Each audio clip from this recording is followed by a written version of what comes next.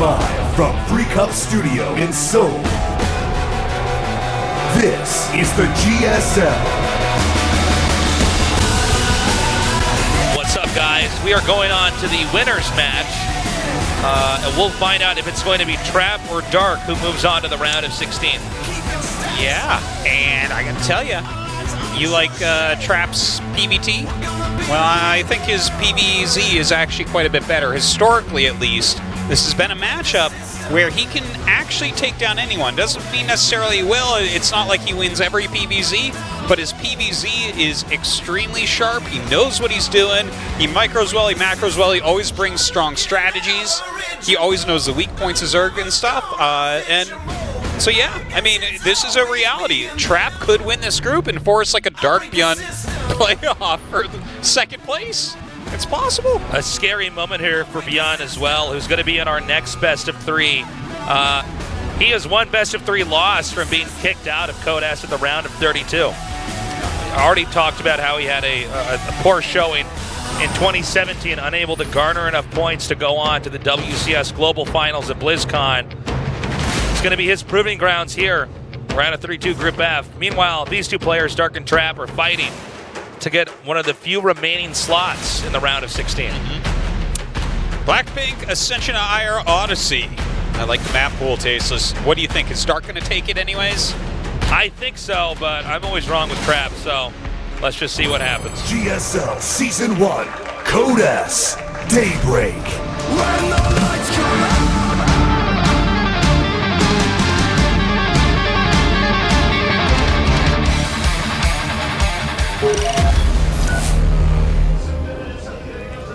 Crazy. He crushed ByuN 2-0 in our previous series. Air Green Wings, Trap. Our timing was off, but not Trap's.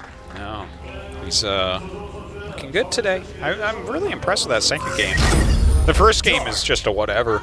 You like literally won on build order when ByuN didn't scout it. You scout his proxy, then he barely doesn't scout yours, which makes him think you don't have one. And he makes 2 Marauders against a Void Ray, the game's already over.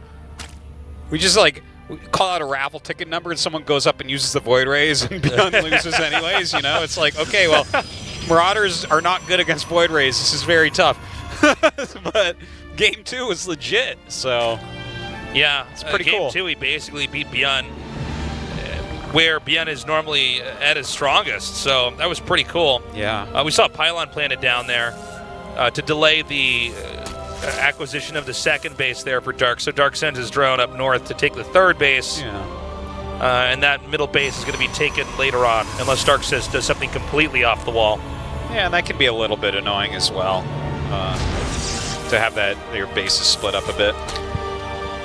But yeah, man, exciting group already. That's all I have to say. That's all you had to say, Artosis. Thanks for coming down, guys. Hope you're having a great time here in the studio. He is. We've actually... It's confirmed. We've actually had 2 short best of 3s. Yeah, they were fast. The games alone took under an hour. If you take away all the commercials we've had and the intros. Yeah, very much so. Very, very short, actually.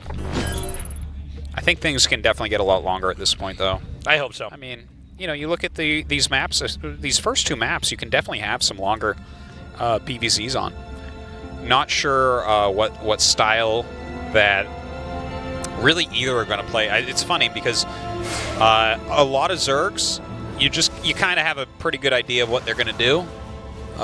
You know, it's like, okay, we'll just look at the layer timing to see if he's going to make Banelings with his Hydras or not, you know, that type of thing. Yeah. And then it's like, okay, and then if nothing works, he'll go into Broodlords. Okay, yeah.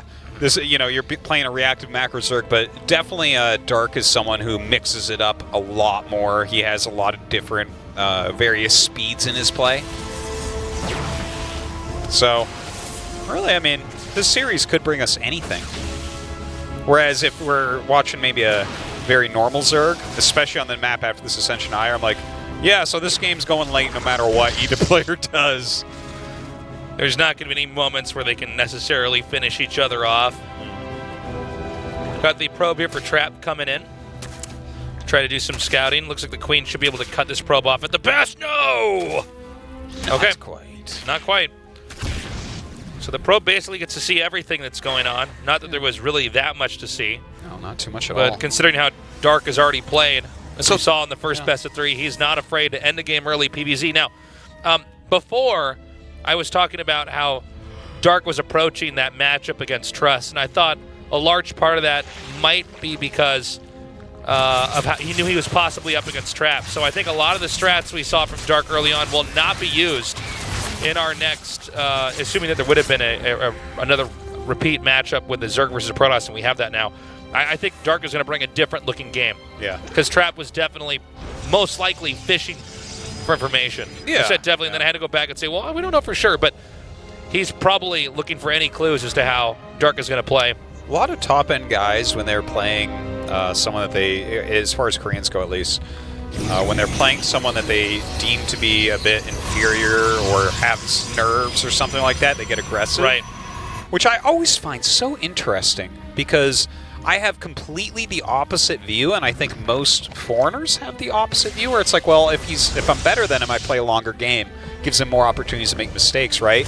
Whereas, like, for instance, if you look at the history, I mean, nowadays foreigners are a lot closer to Koreans, so it's changed. But Sure. like back in the day, if you saw a foreigner play a Korean somewhere, the Korean rushed him.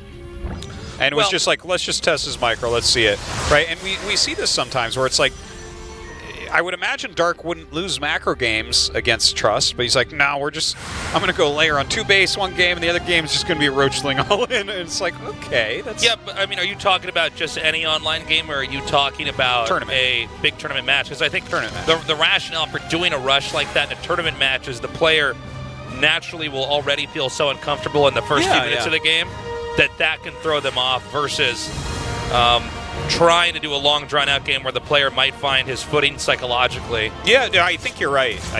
I think that's probably a lot of the reason why it is done. It's just kind of a, something I've noticed over time. I'm sure you have as well, and the fans as well. It was just something I wanted to bring up because I find it interesting. I'm interested in all sorts of weird stuff.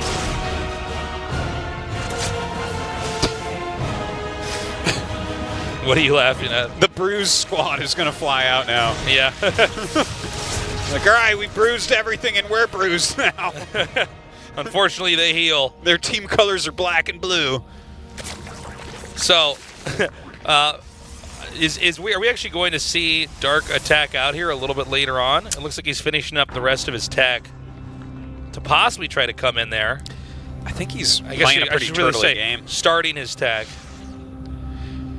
Well, Actually, I guess with the 4th base being taken, I think you're right, and I'm totally wrong here. I guess there's no reason, really, if you look at it, to attack right away, especially not with range attack so far away from being done and everything. yeah. Protoss probably going to be on 3 bases for a little while trying to power up.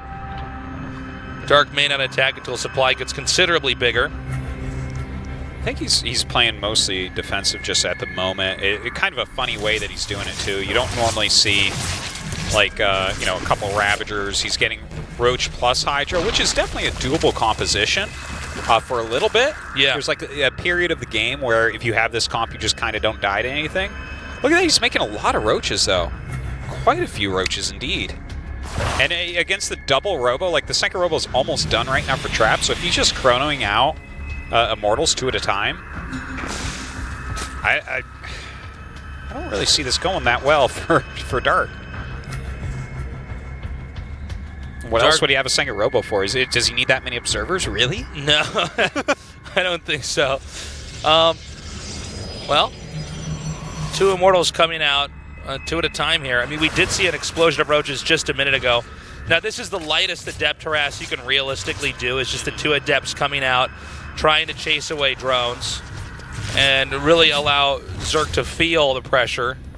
Any interrupted mining time, I guess you should say, you could have here is definitely worthwhile, especially if you're both staying on your side of the map and macroing up. We have 9 more Roaches being made, which means that Dark is very close to maxing out.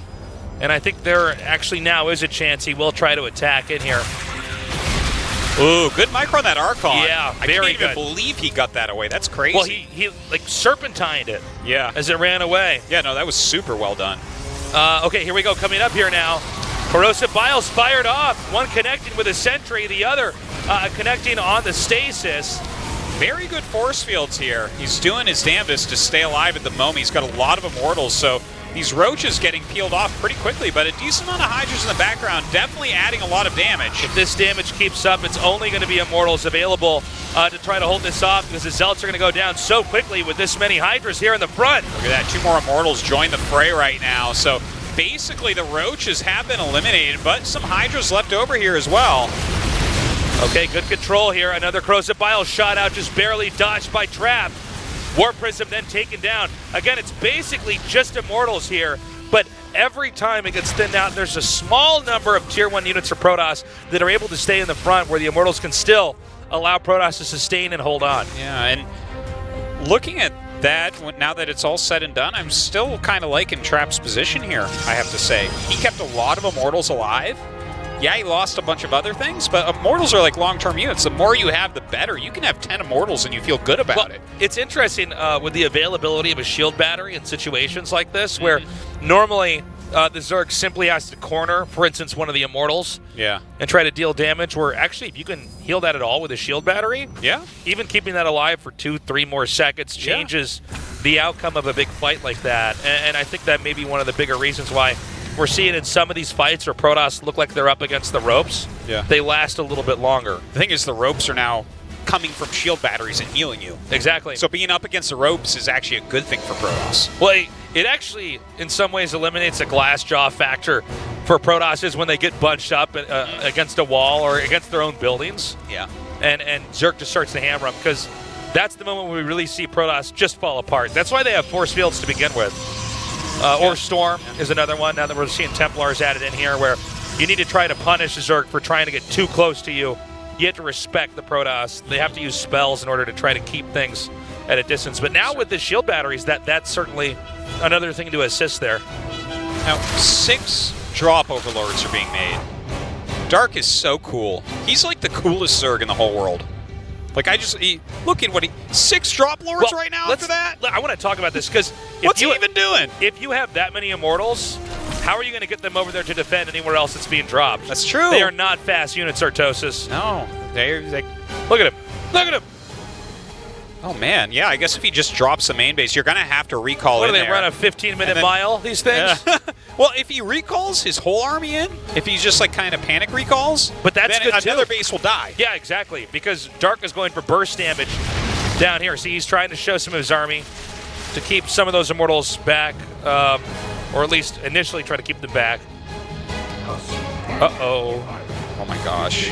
Oh, okay, he sees. Okay, he knows exactly what's up. Does he see it, though? Does he actually see it? Maybe not. Okay, we don't normally see Banelings go off on Immortals, since Banelings are basically the worst thing against Immortals, but let's see how the drop goes.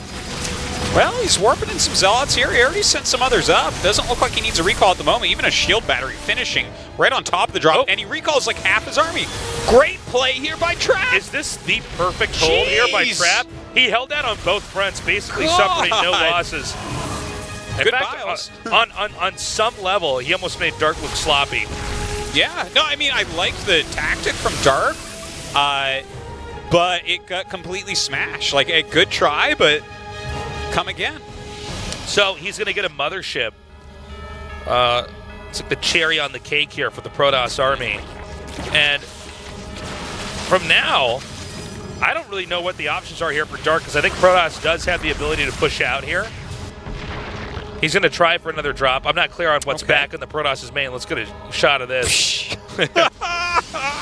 He's making a Void Ray to kind of patrol that area. I think that's what that Void Ray is going to be for. To bully the Overlords. Yeah, you turn just it on away from this location. You kill 2 of them before they even get away. Okay, a bunch of spines on the way. Aspire as well. He's already got the hide. Like, the counter to this many Immortals is, of course, Broodlords, but the Spire is super duper duper late, so this is not going to be a hard thing for Trap to counter. He's seen that the Hive is up. And look at this, he's starting Tempest. Okay, I've been talking a lot about this lately, because a lot of Protosses will go into carriers. And the thing is, he even would almost kind of have time to make some carriers right now, but this Tempest play, I think, is actually so brilliant and so perfect. He's already got an army that deals with basically everything, Tempest, they build quickly. They're good at, I mean, they kill lurkers. They outrange everything still, basically. I love it. I love this play from Trap. God, he's playing just a brilliant PVZ right now. I feel as though the Tempest play in this situation is maybe a little bit better than the carrier play. Excuse me. Partially because it seems like the carriers are going to take a little bit longer before they can really activate their utility in the game. Yeah. It's like there's more Their downtime. utility is damage. Yeah, and you need a lot of carriers for that to work. It's not like you have one handy carrier, and that becomes a big nuisance for the Zerg, where I think Tempest can more immediately allow it to push in and harass and hold. Well, if you're showing 3 Tempests, do they even make broods? Like, do you, That's a good do you point. even waste your time making broodlords? I guess on some level you're locking them out of a specific tech in the game. Almost, yeah. Look at these 2 high tumblers try to hold off the roaches. I know. It's so Storm funny. alone is not going to work against even 4 roaches, so the Immortals will clean up the rest of that. And are we going to see Protoss try to expand towards the top and push at the top, too? Still making some Tempests, which I'm loving. Is getting some carrier upgrades, so definitely can get into that at some point. But, you know, as long as he keeps adding Archon, Psystorm, Tempest, with the Immortal count he already has, there's like, it's very hard to get an army that can kill this. You've got to really just kind of control everything perfectly. You're going to probably need some Vipers, maybe even some Infestors. It's tough. Like, Trap's army, he's making something that can kill anything you throw at it, as long as he controls this well. And Trap has solid micro. I think Dark's going to have to be very careful about storms here. If Protoss does decide to push. I guess Protoss actually just wants to try to get a 5th base. I think the 6th base for Protoss, assuming that he's going to go to the bottom, is going to be hard to keep. When Protoss, I think, goes for this, whether it's carrier or Tempest tech, Protoss ends up with what's normally a Terran conundrum, which is that he can't get out of the quadrant of the map for expansions. You can only hold so much, because the Tempest and the carriers are sort of like siege tanks in that regard in siege mode. So let's see. I almost feel as though a later game plan for Dark might be to start trying to gobble up the bottom expos. For the time being, like, I think he has to be afraid of this very first the move push. out for sure. And the thing is, there's going to be a recall ready. So, like, Trap can move along a certain area. As long as he sees it coming in time, he can recall back to wherever he needs. And there you go. Yeah, he even has the Oracle out. He's adding Void Rays. And the Dark Shrine, of course. So if there's one mistake on an attack, he can warp in Dark Templars and wreck it. You know, occasionally you'll see a Zerg attack somewhere in the late game, and they won't have an Overseer there, and bam, 4 Dark Templars warp in, your army is slaughtered. How about 5 right now, Artosis? Ooh, well, those are going on the offensive. I think Zerg knows, though. He seems to be mirroring the movement that they have on the map. Or he's just running away because he can't see the DTs there. Protoss now looks to be regrouping here in the middle of the map. Definitely Dark's creep spread has gotten a little bit out of control since Trap has put so much emphasis on the top of the map here. That bottom area really neglected at the moment. Moving through the center is Trap here. I love this. He has the DT just kind of sitting and watching this watchtower. So that's the type of scouting he needs anyway, so that he can recall, let's say, into his 3rd base. But now there's going to be attack up on his 5th. This is an important moment.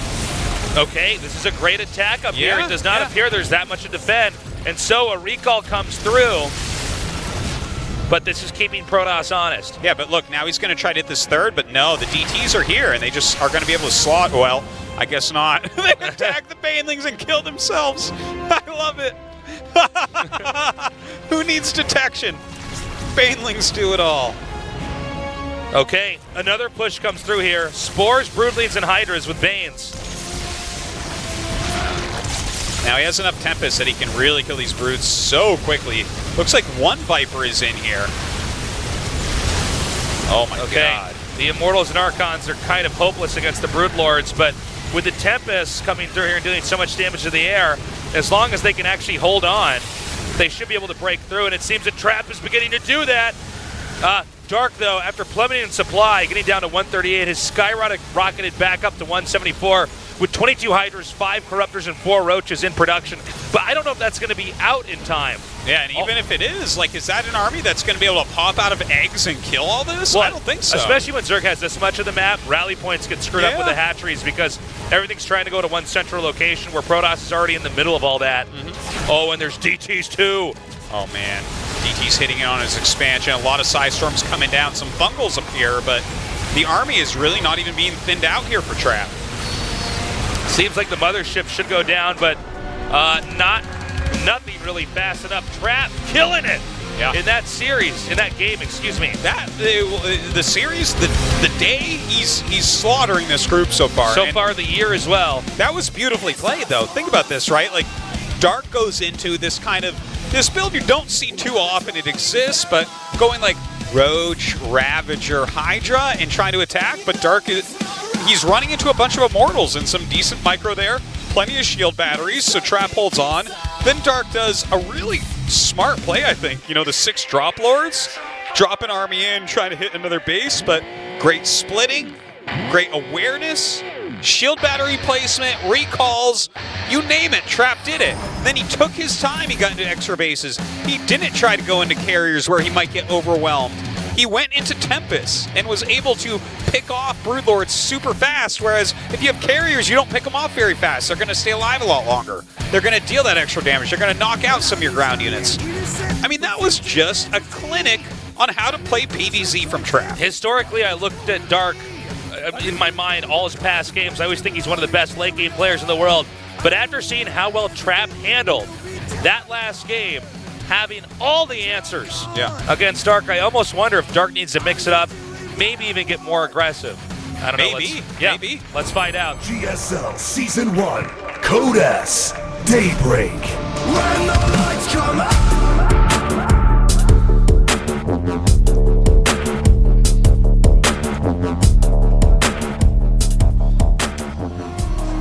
Our play it here silently, steadily, getting better and better. Jin-Air Green Wings, Trap. Just great games today. Yeah, really cool games. He is playing amazingly. I've slowly been coming to the conclusion I feel that maybe Tempests are just overall a better response to situations like that than carriers. Dark. Oh, yeah. No, I really, truly feel that you should almost always go Tempest before carrier because it just, like, it hurts Broodlord players so badly. And Broodlords are so important against Archon, Immortal, High Templar. And if you just kind of, like, be like, hey, your Broodlords suck. Oh, man, that's tough. Well, it seems like, unless you're on maybe a very small map where the carriers can do a lot more, because you don't have to reach that far to damage the Zerg, I feel that Tempest might be better. It also seems like if you could get carriers and win with carriers, maybe that's, as it's been termed in several other games, a win more move. Yeah, I know what you mean.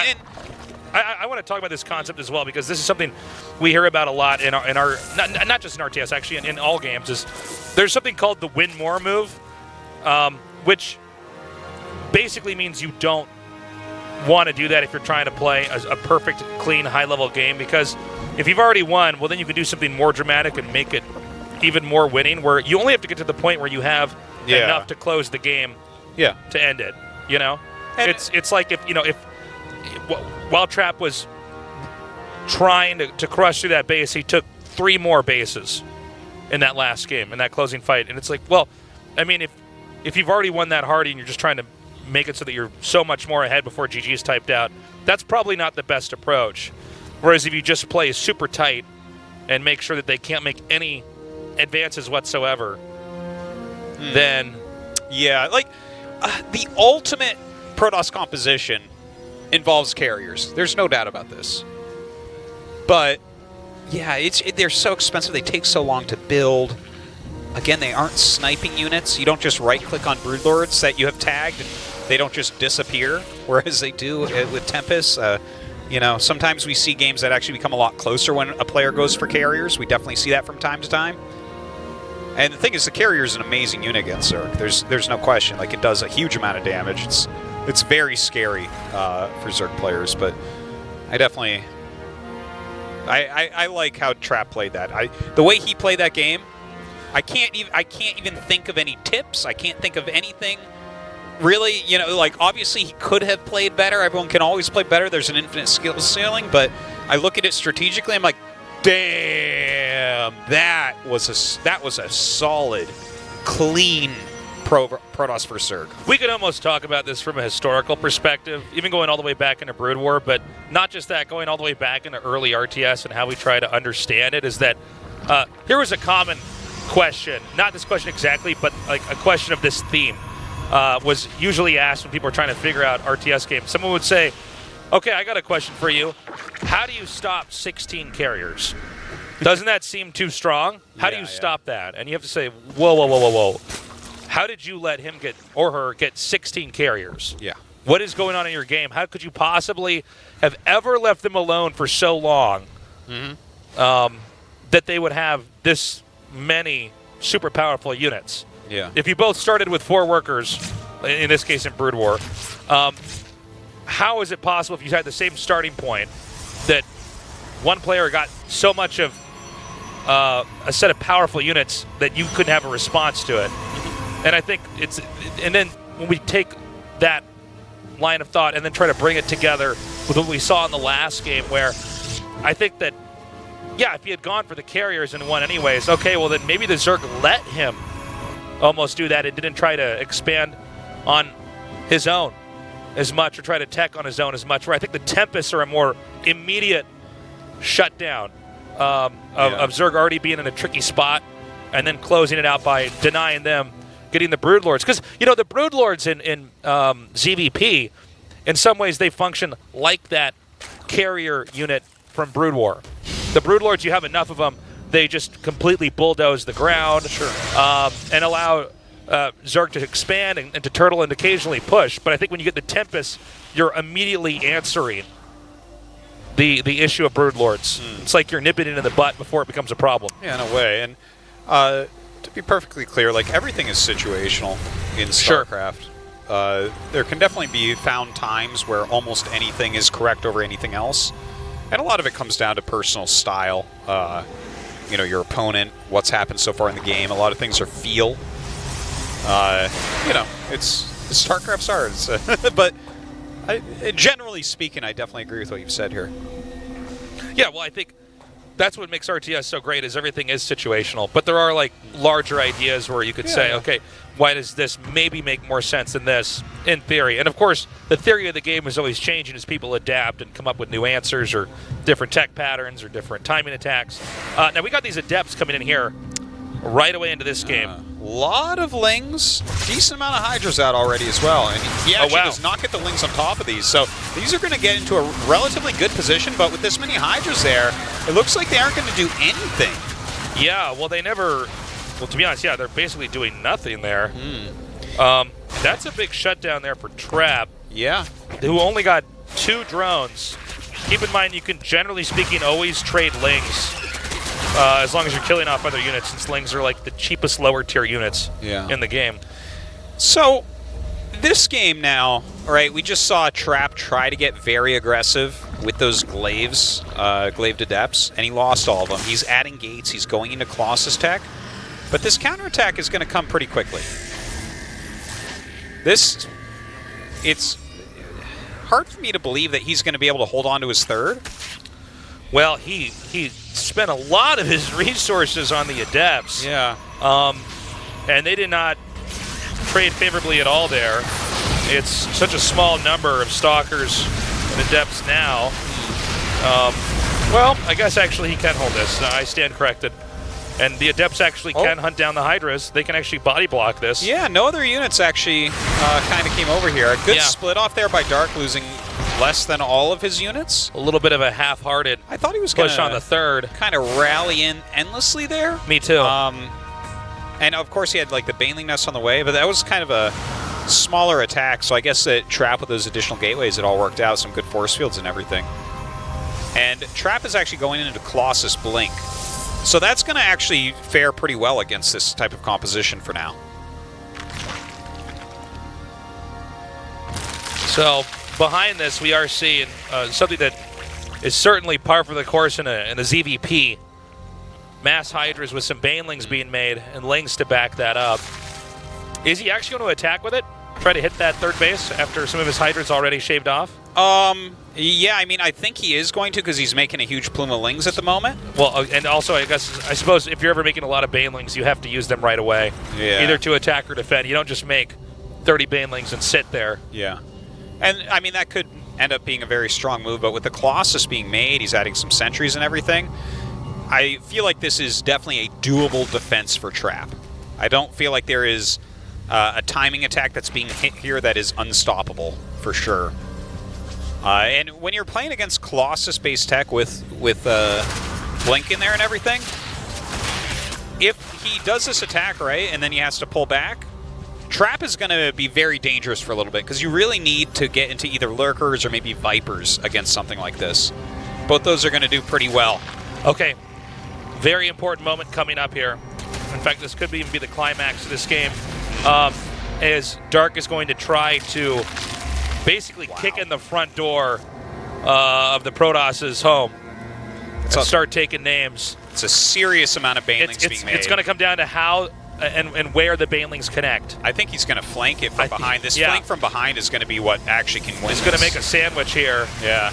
Okay, here we go. Nice force fields. Well, they're still going.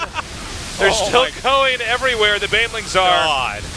And that just goes to show you, if those banes connect correctly, the amount of damage it's dealt, the Protoss can never catch up with pew pew lasers. No. Well, as I call them. That was pretty funny because he does. You started saying nice forest fields, well, and then there was wasn't going to be a third one. Yeah. And it's like, nice, worst forest fields ever. Yeah.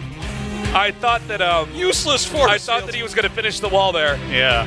But I had to go with the flow. So the banelings do go in, and if they can connect on the Stalkers and everything else that Protoss has, the Hydras will clean up the rest. That was a lot of banelings, so good on Dark. I didn't think he was going to be able to just straight kill him there when he had 3 Colossus plus some sentries and all that, but looks like there were not enough force fields. It was a good flank by Dark as well. So a strong victory there, but let's not forget how this game started out. Massive Adept attack that did 0. Really did not do anything there on Trap's side, so that was a lot of investment for no return. Okay, it's 1-1. The loser of this series is not out of this group. That player will go on to the final match, but if you can win one game, whether you're Trap or Dark, you've survived Group F, you've survived the round of 32. I can guarantee you, with a lineup that we have in Group F, neither of these two players want to lose now. You want to advance and get it over with. We're going to go on to the map Odyssey, and I'm not sure exactly what direction these two players want to take this game. Trap seems to have much more solid late game than he does with aggressive early game. Maybe that's the route he wants to play. Dark, I have no idea. GSL Season 1, Code S, Daybreak. When the lights come out.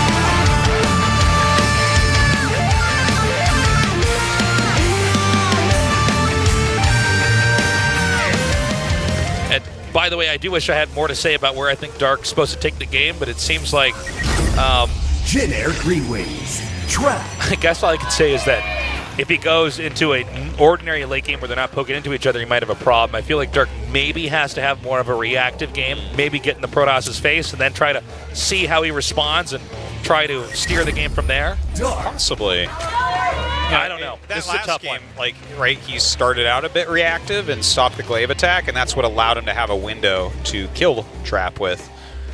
Does Trap go for an aggressive play like that again? I feel like oh my god. Well, I guess so. What?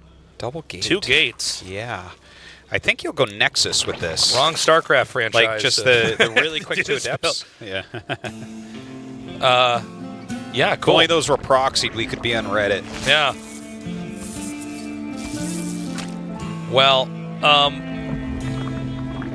let's go ahead and see how Dark handles this.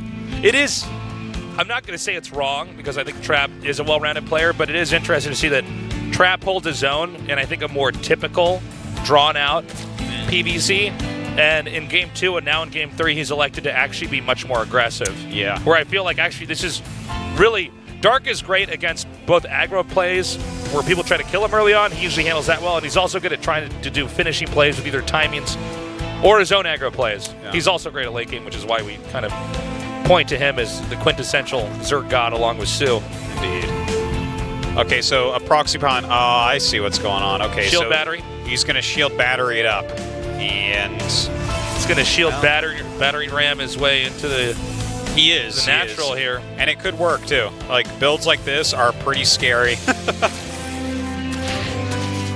Oh my god. Well, he needs to make the building first. Yeah, he's gonna have to bring out the probe. Oh no! Oh my god, is he gonna get the last he gets hit? the probe. He gets the probe for sure. No, my he does god, not. he can body block it with the adepts. That's crazy. Just barely didn't get it. Imagine the Zerg gotten that probe. Definitely looks a bit different at this point. Okay, so there's a spine on the way, 2 spines.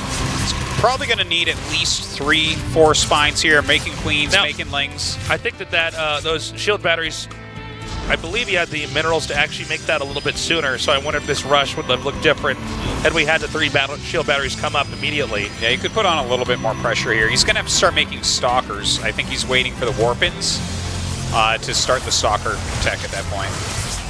Okay. Shield batteries now healing up these adepts, giving them a lot more sustainability in this fight. Heal.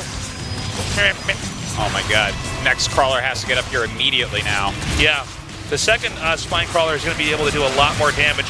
Now, the moment that they can't do too much more damage to the front, they are going to zip into the main. In fact, I don't think they're going to get the spine. He just forces the lings into the main, so he's taking less damage and shield batteries last longer. More batteries on the way right now. Backing up, he's killed one of the spine crawlers. That's huge. Now, it's fine if he's losing additional shield batteries. As long as adepts stay alive as much as possible, he can be okay. This is good defense so far, but look, this is where it gets really scary, right? He's shading a huge amount of adepts up there. I mean, at any time you could let that finish as well. There's not really a ton of available transfusions here on the queen. No, there's not. Just that one. That's a big one, though. Yep, that's a big one. The batteries are getting low. And there's about to be another second spine crawler here that just now finishes up. Oh, jeez. I think, though, that once the link count gets reduced again, maybe he can shade on top of these spine crawlers. You can see Dark is being really cautious to not hemorrhage lings. Man, yeah, well, he needs to really keep those alive so he can stop the adepts if they shade in. And look at the Stalker micro as well, just trying to keep these alive so that he can pick off actual buildings. Now, with no more spines, oh my god, the positioning here is so important for Protoss. Look at that. Oh, that is so sick. This is so wild. Oh, that transfuse. I was holding my breath. Yep. Oh my god, he's almost out of shield battery energy. Oh, never mind. Okay. You know, shield batteries kind of look like Gateway Juniors. You know, now that I'm looking at this, Junior. It's like the mama gateway and all the baby gateways are around it. I like that. Oh man, still Dark, holding on, holding tight. Trap can't give it up. He has to just keep going.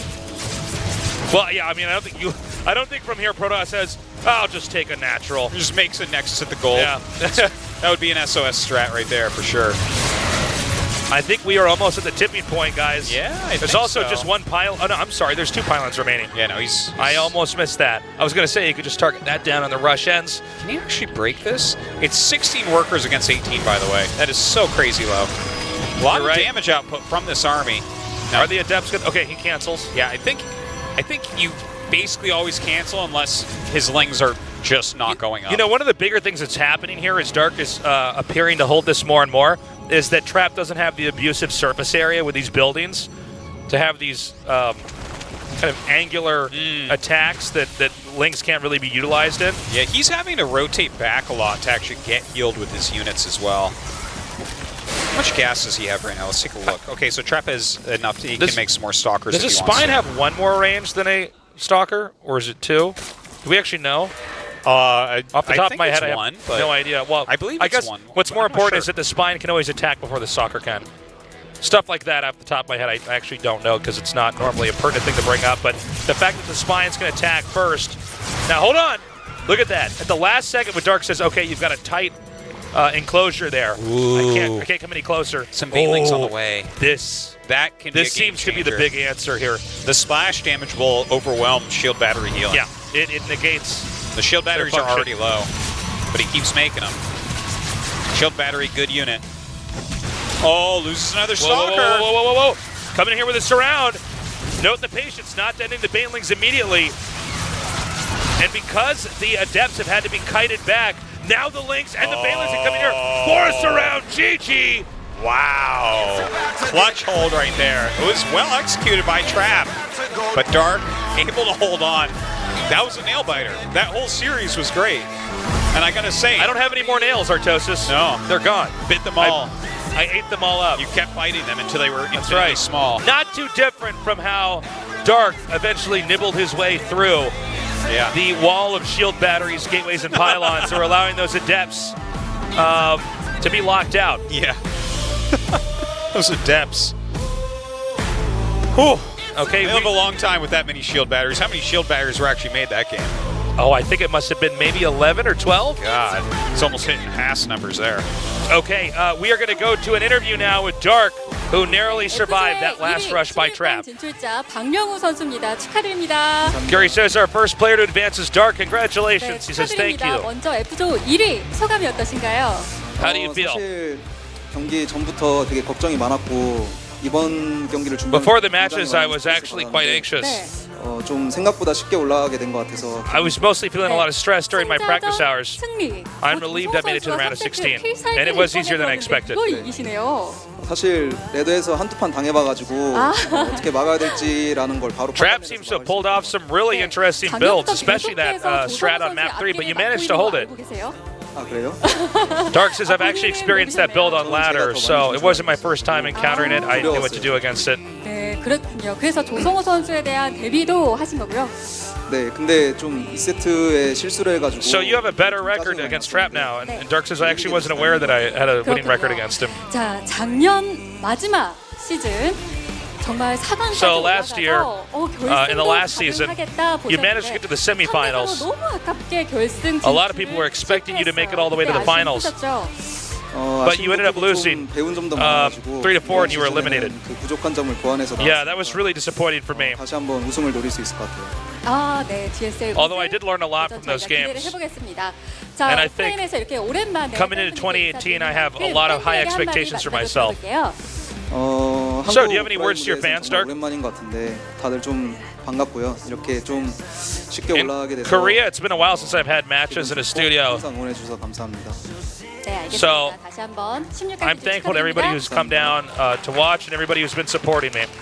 네, Thank 이렇게 you. F조의 1위 Thank you. Right. 진출자 박명우 So 선수 Dark 만나봤는데요. in first place. 다음 Some great 주 games 고진영 so far 씨와 tonight. 16강 일정 Don't forget, 안내해드리겠습니다. guys, we do have a 먼저 little bit 2월 of a 초에 schedule 펼쳐지는 change here. IEM 평창 We're going to 일정을 have 위해서 Code 16강 S 고진영식은 next 다음 주 week 수요일 on Wednesday, 31일 starting an H조 hour and a half 경기가 earlier than 끝난 normal. So that's 이후에 5 p.m. 펼쳐지겠습니다. KST. Group nominations will be taking place shortly after that. It'll probably take, I don't know, 30 minutes in between maybe. And we have our normal GSL Code S on Saturday. Yeah. So that hasn't changed, but we've had to move the schedule around, not only because IEM Pyeongchang is coming up, which we will be part of, but also because the New Year is here. That is the biggest holiday. I guess I'd say top 2 holidays Top 2 holiday. in Korea. Yeah. On the Korean holiday ladder. And don't forget, if you're in the studio, keep your raffle tickets. Or Yes. your tickets that got you in here. Because they are raffle tickets. Ha surprise. You don't just get a seat. Plot twist might win here something. all the time at GSL. Every time you say plot twist, you should like jump and do a 360. There you go. Because that's your last name. It's Plot. He writes his own Perfect. jokes. He writes his own jokes. We are going to take a short break. When we come back, we're going to go on to the losers match and discover who will be eliminated first in tonight's GSL Code S.